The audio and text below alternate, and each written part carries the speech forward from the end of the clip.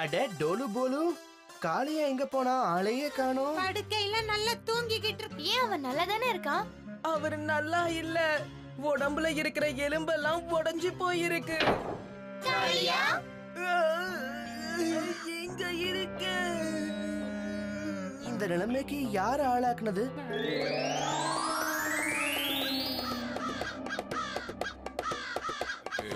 என்ன பண்ற? நேரமாகுது, கிளம்பு. உடற்பயிற்சி செய்ய வேண்டாமா? நான் கிளம்பி வருவேன், புரிஞ்சுக்கோ. ரெண்டு பேரும் இங்க இருந்து போங்க. எதுக்காக எனக்கு கோவத்தை வர வைக்கிறீங்க? இப்போ உங்க ரெண்டு பேருக்கிட்டையும் பேச எனக்கு இஷ்டமே இல்ல. பைல்வானுடைய பூக்களை பசு சாப்பிடுது. இப்போ அந்த பைல்வானுக்கும் கோவம் வர போகுது.